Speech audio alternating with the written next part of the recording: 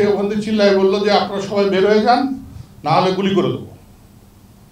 তো ডিজি দেখলাম চেয়ার ছেড়ে উঠে বললো চলো। তো ডিজি আগে গেলেন, ওই আমরা যারা ছিলাম তার দরজার পর্দাটা ফাঁক করার পরে উনি বেরোয় গেলেন, ডিজির বরাবর সব আমরা এক এক করে বেরোয় গেলাম।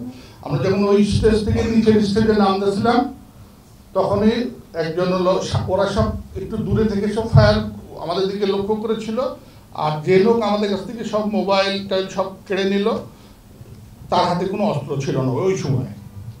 নিয়ে আমরা নিচে নেমে ডিজিকে মধ্যে রেখে আমরা একটু গোল কার করে দাঁড়াইছিলাম। আমাদের বিশ্রী ভাষায় গালাগালি করে বললো সারা জীবন আমাদেরকে সিঙ্গেল ফরমেশনে করেছে, তোরা গোল করে দাঁড়াইছে, সব সিঙ্গেল লাইনে দাঁড়া।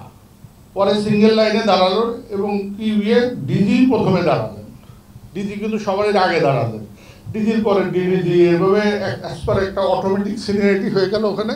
ওই সিনিয়রিটি অনুযায়ী আমরা সবাই দাঁড়াই গেলাম ওখানে। আর সৈনিকরা আমাকে অনেকে পরে প্রশ্ন করছে যে তুই এত বড় লম্বা চওড়া একটা লোক, যে দুজনকে ধরতে পারলা না, ধরে ফেলাই দিতে পারলা না, আমাকে অনেকে পরে বলছে। অনেকে ওরা ছিল বেশ দূরে এবং তাদের হাতে অস্ত্র ছিল এবং সব আমাদের দিকে তাক করা কিন্তু, যে ওরা বারবার বলছিল যে কিছু করলেই গুলি করব। তো ওটা ধরার কোনো স্কোপ ছিল না ওই সময়, কারণ আমাদের সাথে অনেক ফাইটারও ছিল, অনেক ভালো ভালো অফিসার ছিল আমাদের সাথে। কিন্তু আমরা যখন ওই বললো যে আপনারা এই দিক দিয়ে যেতে থাকেন, এটা হচ্ছে অর্থাৎ স্টেজের মুখ করে পিছনের দিকে তাকালে টয়লেটের পাশ দিয়ে যে গ্লাস, ওই গ্লাস কিন্তু অটোমেটিক আগেই সব ভেঙে গেছে, ওইখান দিয়ে আমাদেরকে যেতে বললো। এর মধ্যে সম্ভবত এনসাদ স্যারের কাছে বোধহয় 2টা মোবাইল ছিল, একটা মোবাইল বোধহয় স্যার জমা দিয়েছিলেন আর একটা মোবাইল বোধহয় উনি জমা দেন নাই। ওইখানে ওই সময় এনসাদ স্যার কারোর সাথে বোধহয় ভাবির সাথেই কথা বলতেছিলেন ওই সময়। ওইটা কিন্তু আবার ওই বিডিআর দূর থেকে দেখে ফেলে, দিয়ে স্যারের সাথে অনেক খারাপ ব্যবহার করে ওই মোবাইলটা কেড়ে নেয়। নেওয়ার পরে আমরা সবাই ওই যাওয়া শুরু করলাম ওই দিকে, ওই দিক দিয়ে বের হয়ে যাওয়ার জন্য আমাদেরকে নিয়ে যাওয়া হচ্ছে। ওরা কিন্তু তখনও আমাদেরকে কেউ গুলি করে নাই, কিন্তু কেউ গুলি করে নাই। এখন আমরা যখন বাইরে বেরোলাম, বাইরেটা হচ্ছে এরকম একটা গ্লাস বের হওয়ার পর একটু বারান্দার পরে নিচে নামতে হয়। তো ডিজি জাস্ট ওই বারান্দা পার হয়ে নিচে যে স্টেপ দিয়েছেন, আমাদেরকে যারা নিয়ে যাচ্ছিল তারা কিন্তু পাশেই ছিল। ওই পাশে আর একটা ওই দেবদারু গাছ লাগানোর একটা গাছের একটা পোর্চ ছিল উঁচু করা, ওখান থেকে 4 জন সৈনিক, এরা কারা আমি এখন পর্যন্ত জানি না, বাট পরবর্তীতে আমাকে কয়েকজনের নাম দিয়ে বলেছিল যে আমি যেন ওই নামগুলো বলে সই করি। আমি কিন্তু নাম সই করিনি, কারণ ওই 4 জনই যে ওখানে ছিল আমি ঠিক জানি না, কারণ তাদের হেলমেট পরা এসে ডিজিকে প্রথমেই গুলি করে। 2টা গুলি বুকে লাগার সাথে সাথে ডিজি কিন্তু ডান দিকে হেলে পড়ে যান, পরে আরও 2টো গুলি ওনার গায়ে লাগে, উনি পড়ে নেন। এই সময় আমরা যারা লাইনে ছিলাম সবাই ওনার দিকে যাওয়ার চেষ্টা করলে একটা হুলস্থুল কারবার শুরু হলো, ওরা অটোমেটিক ব্রাশ ফায়ার শুরু করলো। এই সময় ওই অফিসার যে দিকে ছিল, আমরা যে 12-14 জন অফিসার ছিলাম সবাই যে আপনার পার্সে চলে গেছে। ওই সময় একটা বুলেট, এটা কি সরাসরি আমার গায়ে লেগেছে কিনা আমি বলতে পারবো না, বা রিকোশেট করে এসে লাগছে কিনা এটাও বলতে পারবো না। আমার এখানে প্রচণ্ড জোরে লাগলো, লাগার পরে হাতে দেখলাম যে রক্ত বেরোচ্ছে। ওই সময় আমি শুধু খেয়াল করলাম যে এটা কি ভেতরে ঢুকছে নাকি বের হয়ে গেছে। আমি হাতে দেখলাম যে না, এটা ভেতরে ঢোকে নাই, এটা পাশ দিয়ে বের হয়ে গেছে। ওই সব চিন্তা বাদ দিয়ে আমিও ওই সব অফিসারই তখন শুয়ে পড়ছে, আমিও শুয়ে পড়ে যে সামনে তাকাইছি, সামনে তাকালে দেখলাম যে ওই টয়লেটের গেটটা সামান্য খোলা, মানে প্রথমে হাত ধোয়ার জায়গা, তারপরে ইউরিনের পরে টয়লেট। তো আমি ওই ক্রলিং করে বেসিনটা পার হয়ে ওই পাশে যে ইউরিনাল আছে, ইউরিনালের পাশে যে ওই ইউরিনের পাশে এরকম লম্বা লম্বা ওয়াল ছিল, ওই বুক লেভেলের, আপনারা জানেন তো যে ইউরিনাল নর্মাল থাকে, ওইটার পাশে যে আমি শেল্টার নিলাম। বাট আমাকে ফলো করে আর কোনো অফিসার কিন্তু ঢোকে নাই ওখানে, তো আমরা অনেকে ছিলাম।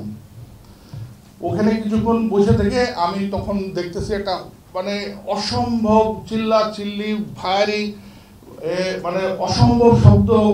এবং ওই সময় যে ফায়ারিং করে যারা ওই অফিসার, আমরা সবাই ছিলাম, তাদেরকে সবাই বুঝে ওই সময় ওই গোলাগুলিতে সব মারা গেছে। এবং তাদের মুখে চিল্লানি, কাজ চিল্লানি আমি ঠিক বুঝতে পারছিলাম, সবাই বলে মরে গেলাম গো, বাঁচাও গো, অনেক চিল্লাচিল্লি শোনা যাচ্ছে। কারণ ওয়াল তো একটা 5 ইঞ্চির একটা ওয়াল মাত্র, আমি 5 ইঞ্চি ওয়ালের এই পাশে আমি ওখানে বসে আছি। বসে থাকতে আমার হঠাৎ মনে হলো যে আমি হলো ওই টয়লেটের ভিতর ঢুকে যাই। তো টয়লেটের ভিতর ঢুকে আমি কমোডের পাশে বসলাম, দরজাটা ভুলবশত আমি লাগিয়ে দিয়েছিলাম। দিয়ে বসার পরে তখন দেখলাম যে জোহরের আজান পড়তেছে। এদিকে কিন্তু আমি শুনতেছি ডিজিকে মেরে ফেলছে, ডিডিজিকে মেরে ফেলছে, অনেক কথা শুনতেছি আমি। এর মধ্যেই আমি হঠাৎ শব্দ পেলাম যে ভেতরে লোক ঢুকছে, সৈনিকরা ঢুকছে। ঢুকে হঠাৎ তারা জিজ্ঞেস থেকে এই টয়লেটটা তো বন্ধ, দেখতো ভেতরে কেউ আছে কিনা। আপনারা দেখবেন দরবার হলের টয়লেটটা কিন্তু উপর পর্যন্ত ওয়াল না, ওইটা কিছু দূর ওয়ালের পরে উপরে উঠা যায়, খালি ওপেন এটা। তো হঠাৎ একটা সৈনিক ওই ওয়ালে উঠে ও আমাকে ভেতরে দেখতে পাচ্ছে, দেখে বলে এর ভেতর তো একজন আছে। আমি তখন ওকে অনেক অনুনয় বিনয় করছি, এখন খারাপ লাগে, বলছিলাম যে ভাই আমি অন্যায় করিনি, আমাকে মেরো না, অনেক অনুনয় বিনয় করেছি।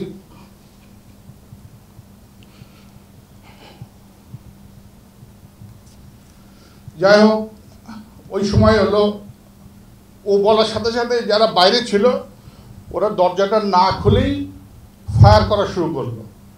আর যেহেতু টয়লেটটা খুব ছোট, আমি দেখতে পাচ্ছি যে গুলিগুলো জাস্ট আমার নাকের সামনে দিয়ে যাচ্ছে। কারণ আমি তো টয়লেটের পাশে বসে, আর টয়লেটের এই সামনে এই জায়গাটায় দরজা, এই জায়গাটায় টয়লেট মানে ওই কমোডের কোনায় আমি বসে আছি। তো ফায়ারগুলো সব আমার নাক বরাবর যাচ্ছে। আমি যত চেষ্টা করতেছি, ওয়াল তো আর সরানো যায় না, বাট আমি চেষ্টা করছি ওয়ালের সাথে যেন আমি মিশে যেতে পারি, যেন গুলিটা আমার গায়ে না লাগে। এরপরে শেষের গুলিটা আমাদের 7 রাউন্ড করেছিল, ওই দরজাটা আমার কাছে এখনো আছে। ওই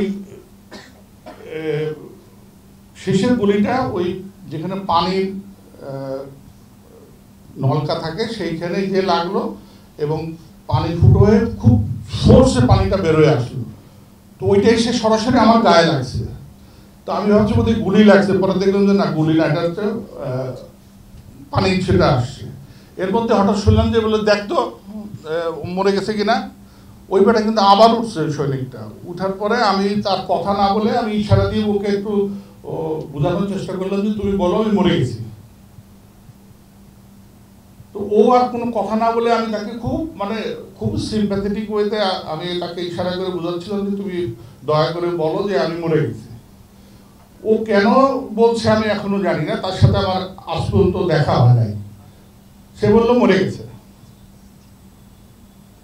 ও যেই বলছে মরে গেছে, আর এই যে সৈনিকরা এখানে ছিল ওই প্লাস্টিকের দরজায় এক লাথি মারছে, দরজাটা জাস্ট ভেঙে ওই সামনে দিয়ে পড়লো। পড়ার সাথে সাথেই হলো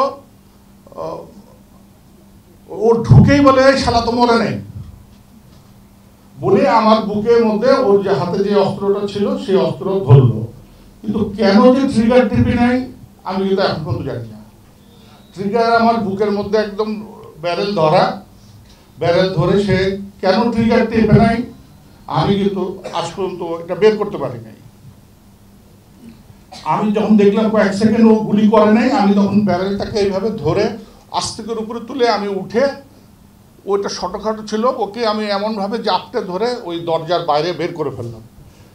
তো বের করে আমি ভাবলাম যে আমাকে তো মেরেই ফেলবে, তো অন্তত একটাকে নিয়ে বলি। তো আমি আমার যতটুকু শক্তি আছে শরীরের ওকে চেপে ধরলাম, যে ওকে চেপেই মেরে ফেলবো। এর মধ্যে ওর শ্বাসকষ্ট হচ্ছিল সৈনিকটার, যেহেতু আমি আমার সব শক্তি দিয়ে ওকে ধরছি। ও তখন বললো যে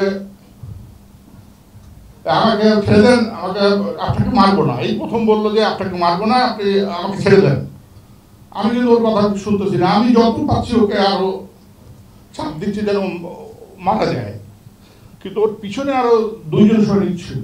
ওরা তখন বলতো যে এই ছেড়ে দেন, আমি তোকে গুলি করতেছে। তো আমি দেখলাম যে ও তো ইচ্ছা করলে 2 পাশে এসে আমাকে গুলি করলে তো আমি মারাই যাব। তো তখন আই লুজেন মাই হ্যান্ড, আমি হাতটা ছেড়ে দিলাম। তখন ওই যাকে ধরেছিলাম সে আমাকে বললো যে স্যার আপনাকে মারবো না, আপনাকে কোটাগারে নিয়ে যাবো, বেরোয় আসেন বলে আমাকে হাত উপরে তুলে আমি যে দিক দিয়ে ঢুকেছিলাম সেদিক দিয়ে টয়লেট থেকে বের করলো। বেরোয় আমি প্রথমেই ডান দিকে তাকালাম, কারণ আমি জানতাম যে দিদিকে ওই জায়গায় দিদির লাশটা পড়েছিল, যখন ওনাকে মারে ওখানে পড়েছিল। আমি তাকায় দেখলাম দিদির ডেড বডি ওখানেই পড়ে আছে। বাঁয়ে তাকায় দেখলাম যে আমার কয়েকজন পরিচিত ডেড বডি আমার সামনে একদম যেখানে দাঁড়াইছি তার নিচেও পড়ে আছে। ওখানে এরশাদ স্যারের ডেড বডি ছিল, মুশিউরের ডেড বডি ছিল, আরো আমি যাদের ছিলি সব ওখানে পড়ে রয়েছে।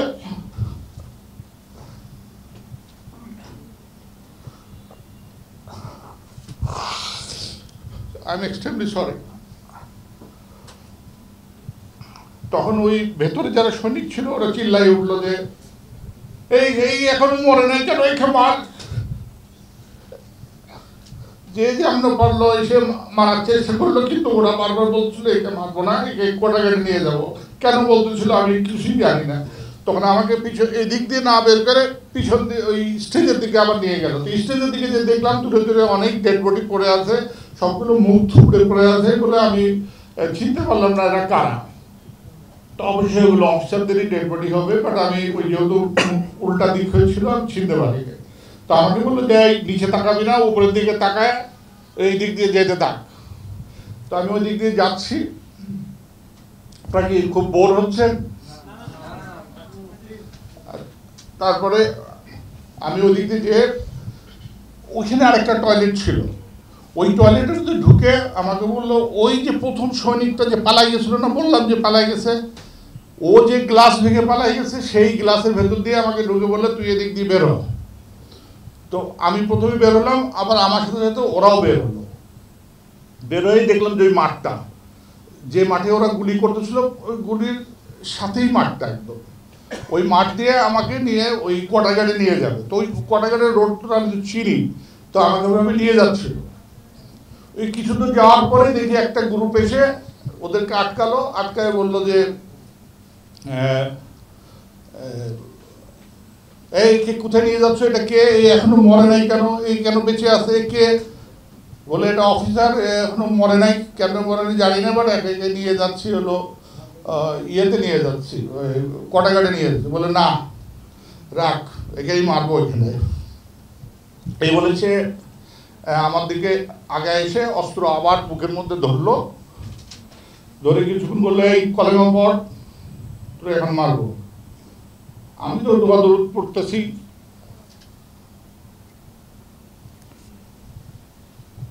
হঠাৎ সে বললো যে যা তোর ছেড়ে দিলাম, যা নিয়ে যা, বলে আমাকে আবার ওরা নিয়ে যাওয়া শুরু করলো। ও কিন্তু আর গুলি করলো না, করে আবার যেতে যেতে দৌড়ে যাচ্ছি। ওই মাঠের মধ্যে আরো কয়েকটা ডেড বডি দেখলাম পড়ে আছে, কাদের বলতে পারবো না। এই করে ওই যে আমাদের যে রাইফেল ব্যাটালিয়ন ছিল যেটা,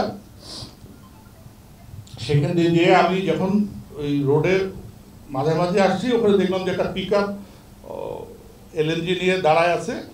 ওরাও সেম বললো যে একে নিয়ে যাওয়া যাবে না, এই তোরা সর, ওকে গুলি করবো। ওরা যবে বলতেছে না, ওই দরবার হল থেকে বলছে কোটাঘাটে নিয়ে যেতে, বলে না কোটাঘাটে যাবে না, একে এখানেই মারবো। এর মধ্যে দেখলাম একজন সৈনিক আমার কাছে মাথায়, ও অবশ্য মোটরসাইকেলে হেলমেট পরা ছিল লাল রঙের, মুখে বুলেট উপর জোর, আর একটা বড় হাতুড়ি নিয়ে আমার দিকে আগায় আসতেছে। তো ওর আগানো দেখে আমি যখন ভাবতেছিল এই বুঝে তাহলে হাতুড়ি দিয়ে আমাকে মারবে মনে হয়। তো আমি আল্লাহ কাছে বলছি, আল্লাহ তুই আমার গুলি করে মারো, ওই হাতুড়ি দিয়ে যেন আমাকে না পিটায়। ওই সৈনিকটা দেখলাম আমার সামনে এসে হঠাৎ করে সে বললো যে স্যার আমি আপনাকে চিনি, কিন্তু আপনাকে এখান থেকে বাঁচাবো কেমন করে? আমি প্রথমে ওর কথা বিশ্বাস করতেছিলাম না। আমি তো ওকে চিনতে পারছি না, যেহেতু হেলমেটের মধ্যে আছে আমি চিনি না। পরবর্তীতে আমি জানছি ও হচ্ছে সিপাহী নজরুল, আমার সাথে কোনোদিন চাকরিও করে নাই, বাট সে ছিল ওই আরপি ছিল, রেজিমেন্টাল পুলিশ। তো ওই গেট দিয়ে গেলে পরে মাঝে মাঝে হাই হ্যালো হয়েছে, এছাড়া তার সাথে আমার তেমন কোনো পরিচয় নেই। তো সে আমাকে, আমি তাকে বললাম তুমি আমাকে কোনো রকমে গেটের বাইরে পার করে দাও। বললো স্যার এটা সম্ভব না, এখানে গেলে আপনাকেও মেরে ফেলবে আমাকেও মেরে ফেলবে। পরে সে আমাকে ওই ধাক্কা মেরে নিচে ফেলাই দিয়ে ওদেরকে বলে যা তোরা যা, আমি একে ব্যবস্থা করতেছি বলে আমাকে টেনে ওই পাশে যে বিল্ডিং ছিল ওই বিল্ডিংয়ের মধ্যে ঢুকালো। ওইটাই ছিল রাইফেল ব্যাটালিয়নের সিওর অফিস। ওর ভিতরে ঢুকায় বললো চলেন আপনাকে স্যার উপরে নিয়ে যায়। তো উপরে যখন ওখানে কিন্তু ডিএডি তৈরিদের অফিস ছিল নিচতলায়, ডান দিকে যখন যাই তখন দেখতেছিলাম যে তার আগেই ওদের ডেড বডি সবখান থেকে নামিয়েছে, সব ব্লাডগুলো তখন শুকায় নেই, কাঁচা ব্লাড। ওই যে লাশ টানলে আপনার ব্লাডগুলো সিঁড়িতে দাগ থাকে না, ওই ব্লাডগুলো তখনও কাঁচা আছে। তো আমি আর উপরে ওঠার সাহস করতেছি না, কারণ আমার কাছে তখন মনে হলো ওদের উপরে নিয়ে যেয়ে মারবে মনে হয়। এর আগের ডেড বডিগুলো বের করে ফেলছে, এখন বোধহয় আমাকে মারবে। তো আমি আর সিঁড়িতে পা দিচ্ছি না। তো ও আমাকে বললো যে স্যার উঠছেন না কেন, উঠে আসেন। তো বাধ্য হয়ে আবার ওর কথা শুনে উপরে উঠলাম। তো আমি উপরে উঠে তাকায় দেখলাম যে ওই রাইফেল ব্যাটালিয়ন সিওর অফিস থেকেই ডেড বডিগুলো বের হয়েছে, একদম ওই ব্লাডের দাগগুলো সব আছে। তার মানে ওখানেই কোনো অফিসার ছিল, তাকে মারছে। মেরে আমাকে উপরে 4 তলায় নিয়ে গেল। ওইখানে কিন্তু আমি কোনোদিন যাইনি। ওখানে পর যে দেখলাম অনেক স্টোর, ওইখানে নিয়ে যাওয়ার পর প্রথমে একবার বলতো আপনি ছাদে চলে যান। তো ছাদে কিন্তু অনেক সৈনিক ছিল, বলুন আমি ছাদে যাবো না। তখন ওখানে একটা টয়লেটে নিয়ে গেল। টয়লেটে প্রথমে ঢুকতেই একটা বেসিন ছিল, বেসিনের পরেই টয়লেট। বললো ও কিন্তু ওই টয়লেটটা ঢোকে নাই, তার আগেই বললো যে আপনি ভেতরে ঢোকেন। তারপরে হচ্ছে হলো ও চলে গেল। তো যাওয়ার সময় বললো যে আপনার মোবাইল নাম্বার দেন। আমার কাছে তো মোবাইল নাই। তখন বললো যে তাহলে আমি যাই স্যার, বেঁচে থাকলে দেখা হবে। তখন ওকে আমি জিজ্ঞেস করলাম যে তোমার নাম কি। ও র্যাঙ্ক ট্যাঙ্ক কিছু বললো না, শুধু বললো যে নজরুল। বলে আমি আস্তে করে ওই টয়লেটটা খুললাম। টয়লেট খুলে ভেতরে ঢুকেই দেখি টয়লেটের মধ্যে ডিএডি তহিদ লুকায় আছে। আপনারা যে ডিএডি তহিদ আপনারা যার কথা শুনেছেন যে এটার সাথে জড়িত, ও কিন্তু ওই টয়লেটের মধ্যে লুকায় আছে। ওকে দেখে আমি বললাম তুমি এখানে কেন? বললো স্যার আমি এখানে আসি যদি আমাকে মেরে ফেলে। তাই আমি তুমি কি দরবার হলে ছিল না? ও বললো না স্যার আমি দরবার হলে ছিলাম না। তো তুমি কই ছিলা? তো বললো স্যার ওই যে আপনারা দরবার থেকে টি ব্রেকে যাবেন, আমি স্কাই রুমে টি ব্রেক ম্যানেজার। ও আমাদের আবার ম্যাচ সেক্রেটারি ছিল। তো ও ওখানকার বলে আমি খাওয়া দাওয়া করছিলাম। আর ওই সময় আমি ওকে জিজ্ঞেস করতে ভুলে গেছি যে স্কাই রুম থেকে তুমি এই টয়লেট পর্যন্ত কীভাবে আসলা। এটা কিন্তু তখন আর ওকে আমি ওই ইয়ের মধ্যে আর জিজ্ঞাসা করতে পারি নাই। তো ও বললো যে আমি ওকে জিজ্ঞেস করলাম দরবার কী হয়েছে তুমি জানো? ও সম্পূর্ণ অস্বীকার করলো যে না স্যার আমি কিছুই জানি না, আমি তো ছিলাম স্কাই রুমে। তখন কিন্তু এই যে আপনাদের যে গল্পগুলো বললাম, আমি কিন্তু ওই সব গল্পগুলো ওকে কিন্তু ওই পুরো ঘটনাটা আমি হলো ওর কাছে বলি যে এই ঘটনাগুলো ঘটেছে ওখানে। তো ওকে আমি বললাম তুমি এগুলো কিছুই জানো না? বললো না স্যার আমি তো পালাই এখানে লুকায় আছি। তো যাই হোক ওখানে বসে থাকতে থাকতে ওর সাথে আরও অনেক ঘটনা আছে, সেগুলো আমি বললাম না, ছোটোখাটো। এর মধ্যে দেখলাম যে 2টা কি 2:30টার দিকে দেখলাম কে যেন আসতেছে। ওর মধ্যে ও আমার বললো স্যার দুজনে যদি টয়লেটে থাকি তাহলে হয়তো কেউ আসলে মেরে ফেলবে, তা আমি একটু দূরে আপনার থেকে বসি, আপনি টয়লেটের ভেতরে থাকেন। ওর বাইরে বেসিনের সামনে যেয়ে বসলো। তো দেখলাম কিছুক্ষণ কে যেন আসতেছে, ও বেরোয় গেল। দেখলাম ওদের দুজনের মধ্যে খুব কথা কাটাকাটি হচ্ছে, বাট কী কথা কাটাকাটি হচ্ছে আমি এটা বুঝতে পারতেছি না। তো আমার ওই সময় ধারণা হয়েছে যে বোধহয় ও বলছে ভেতরে কর্নেল জামান আছে, আমাকে মারে নাই কেন, এই নিয়ে বোধহয় কিছু হচ্ছে, এটা আমি যখন বুঝছি আর কি। তা আমি কিন্তু একদম দরজার ফাঁকে লুকায় আছি। এর মধ্যে দেখলাম যে আস্তে আস্তে ভেতরে একজন ঢুকলো। তো ওকে দেখে আমি দেখলাম যে ডিএডি রহিম, ও আমার কোয়ার্টার মাস্টার ছিল। আমি যখন সিগন্যাল সেক্টর কমান্ডার ছিলাম তখন হচ্ছে সে আমার কোয়ার্টার মাস্টার ছিল। তো আমাকে এসে স্যালুট করে বললো যে স্যার আমরা এখন যাচ্ছি, আমাদের জন্য দোয়া করেন। তো আমি জিজ্ঞেস কোথায় যাচ্ছ? বলে স্যার প্রাইম মিনিস্টারের কাছে ডাকছে, আমরা সবাই যাচ্ছি, আমরা ওখানে ওনার প্রতিনিধি হিসেবে ওখানে যাচ্ছি। তো ওই সময় আমি কিছুটা সেলফিশের মতো ওকে বললাম যে তুমি এক কাজ করো, তুমি যাও, ওই তহিদকে আমার সাথে রেখে দেবে না, তহিদ যদি চলে যায় তাহলে তাকে মেরে ফেলবে। বললেন না স্যার থাকা যাবে না, আমি একবার যাবো না বলছি, এই দেখেন স্যার আমার পায়ে এমন করে মারছে যে হলো আমি হাঁটতে পারছি না। আমি দেখলাম সে একটু ঘোড়ায় ঘোড়ায় হাঁটতেছে। এই যে ডিএডি তহিদি আর ওই ডিএডি রহিম চলে যাওয়ার সময় সে আমাকে বললো স্যার দোয়া করেন, ইন্নাল্লাহ মা সাবিরিন আর ইন্না লিল্লাহি ওয়া ইন্না ইলাইহি রাজিউন, এটা পড়তে থাকেন স্যার, বেঁচে থাকলে আবার দেখা হবে। এই বলে কিন্তু তহিদ আর হলো ডিএডি রহিম ওই ঘর থেকে চলে গেল। এই যে গেল, আমি ছাড় পাওয়া পর্যন্ত কিন্তু আর ওরা আমার এখানে আসা নেই, বা আমাকে বাঁচানোর জন্য ওরা কেউ আসে নাই, বা কাউকে আমাকে ধরে নেওয়ার জন্য এখানে কাউকে পাঠায় নাই। আমি কিন্তু পরবর্তীতে আমি একটু শর্ট করতেছি যে পরবর্তীতে আমি ওখানে ধরা পড়ি। পরের দিন আরেক গ্রুপ সৈনিকের কাছে আমি ধরা পড়ে যাই, ওখানে ওর ভেতরে আমি লুকিয়ে আছি। এর মধ্যে অনেক ঘটনা আছে, আমি ছোট করে শর্ট করে বলছি।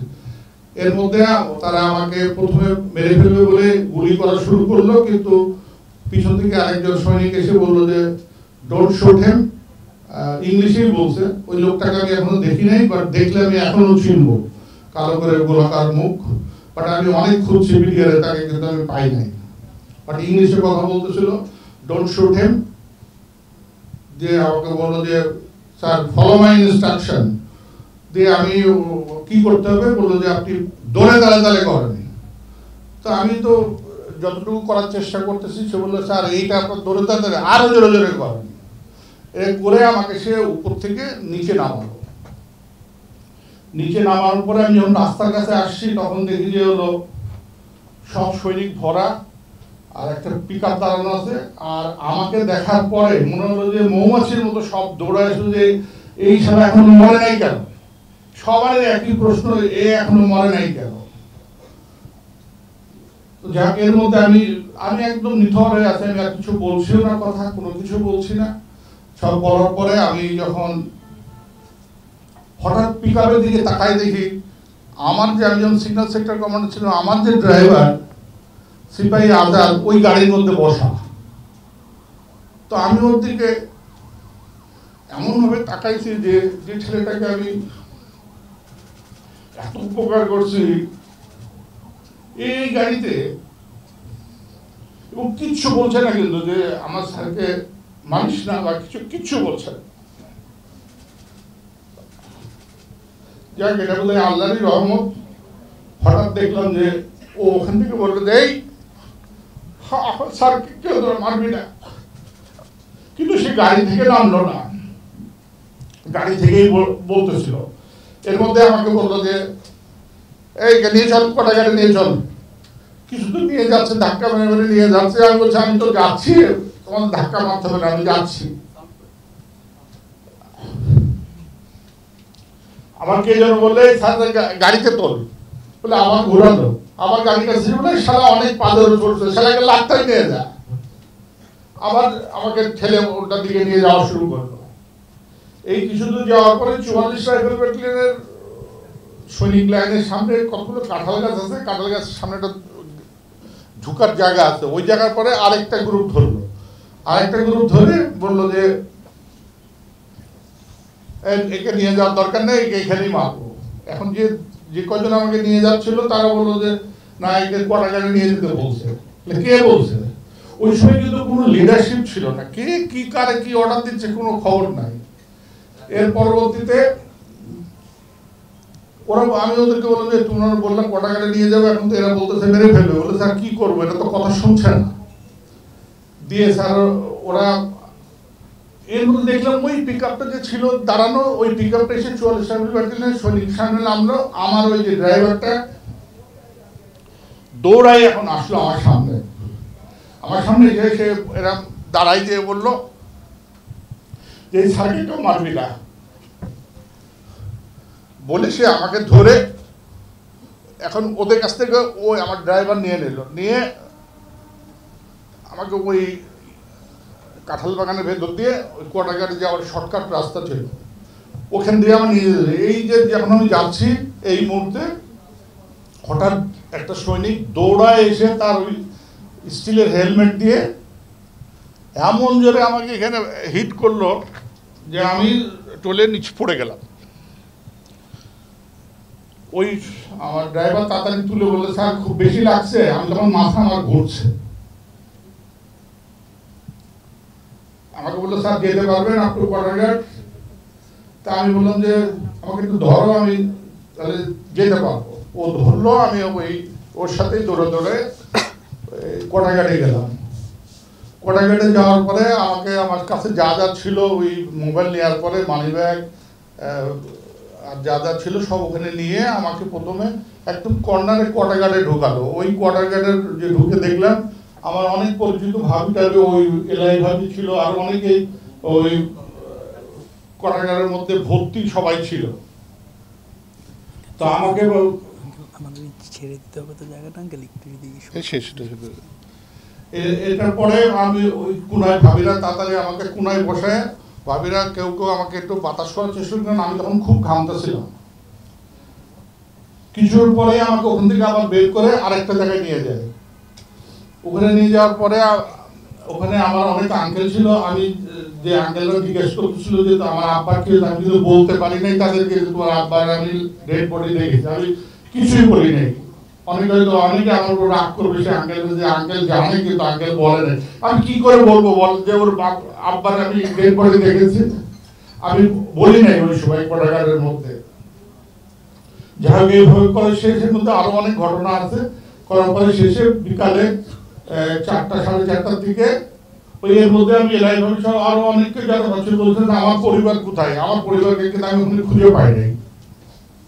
তো অনেকে বললো স্যার হয়তো মেরে ফেলছে অথবা কিছু একটা হয়েছে। তা আমি কিন্তু ওই কোয়ার্টারঘাটে সব ফ্যামিলি ছিল, আমি আমার পরিবারের কাউকে পাই নাই। তারপরে যা হোক আমরা পরে বিকালে দিকে বেরোলাম।